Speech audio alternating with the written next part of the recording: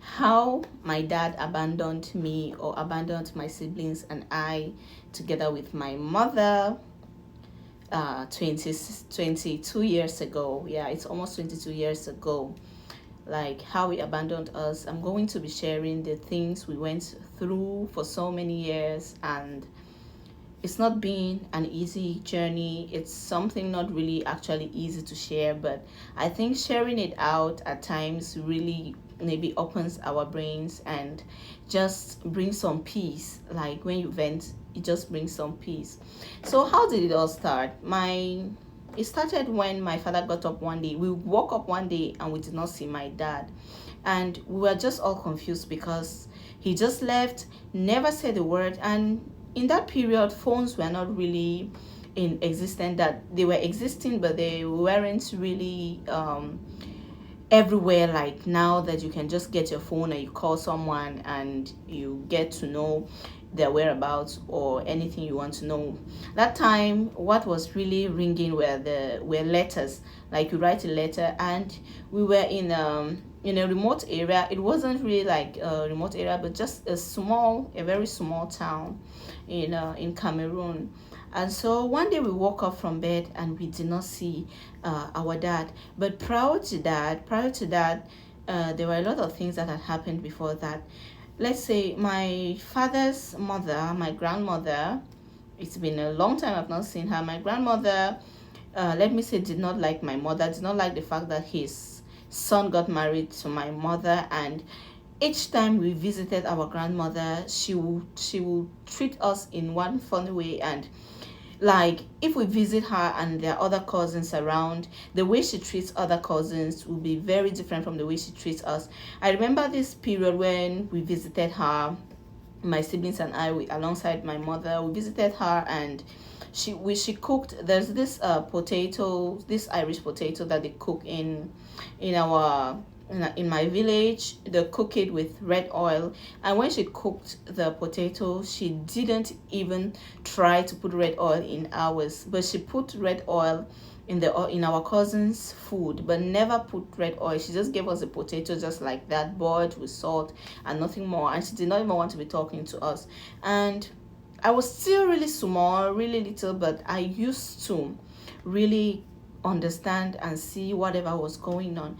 But what even happened that really broke my mom and broke us all before that time was the fact that my mom used to work as an accountant. One thing led to the other. The manager of her at her job site told her that he wanted them to steal money from the credit union where she was working, the financial institution where she was working. And she said she did not want to do it. And the man told her, if you're not going to do this, I'm going to blame you, I'm going to report you, I'm going to frame you. And that is exactly what he did. He framed my mother. My mother was taken to court. My mother was locked up, and that time she was locked up, she was a nursing mother. So she will leave the prison or the cell, comes to the house, feeds the baby, and goes right back into the cell. That time my father was still with us, and he was the one taking care of us that time. So fast forward, my mom was able to get out of that case. She won because all indications and all the evidence, it showed she was innocent. So she won this battle. Glory to God. But then after that, she was jobless, and for that time she was the one taking care of our home. She used to take care of everything, our school fees, the food, the rents, everything. She was the one doing, since my dad was jobless at that time. But something happened when my mom came back, maybe after a year or two. Her elder sister got a job for her and told her to go and apply, and she'll be trained as a nurse. These nurses that work in the theater. And my mom said, rather than me going there, I prefer my husband goes there since he's the man of the house. And that's how she gave the opportunity to my dad, only for my dad to get the job and started behaving one way, started treating us one way, until that point where he woke up one day and just disappeared. Till today, I've not seen him. But I saw him some periods, but it's been a very long time. I've not seen him, like 18 years or more, even more than that. But he left us, like it's almost 22 years he left us. He left us. It wasn't something easy to go through. I'm even surprised that I'm talking about this and just feeling okay, not really crying or not saying anything. I'm just surprised.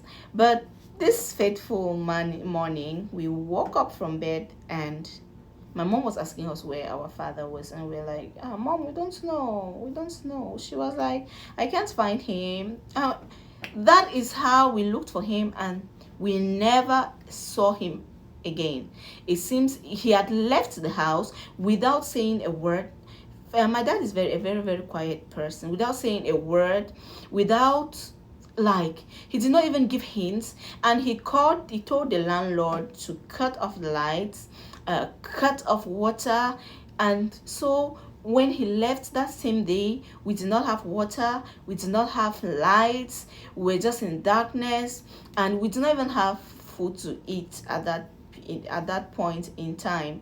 And I remember my mom cried and cried, and we used to cry with her. It was not something easy, that period.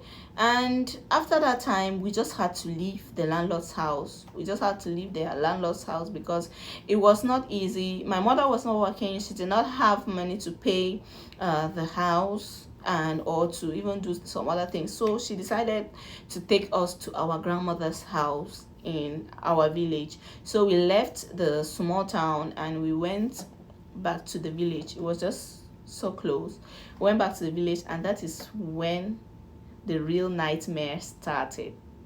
Oh, that is when the real nightmare started. When we arrived our village, it was like everybody abandoned us, and it was like nobody welcomed us. And it was like I think our grandma was the only person that was really, like, she welcomed us, and she really tried.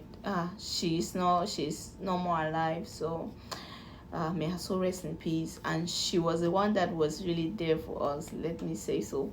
But I remember when we just arrived our village, even the animals were against us. There was this particular dog, this particular dog in the house. It's like this dog was behaving as if it was a person.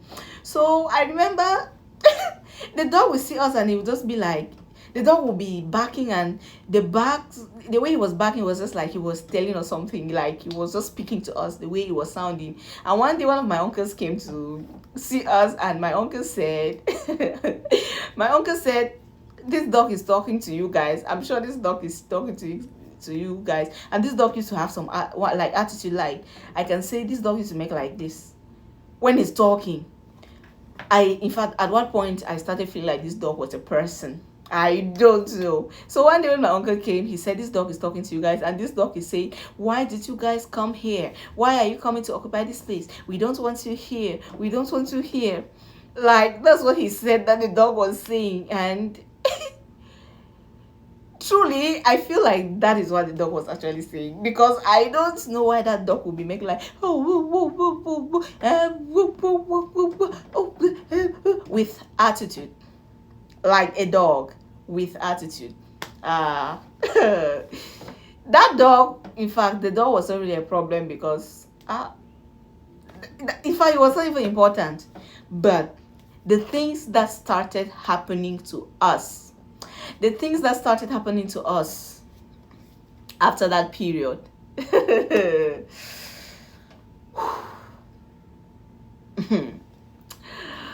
Subscribe, like, comment, and come back to my channel for more, because let me just end here for now, just subscribe, come back, and follow up with the story.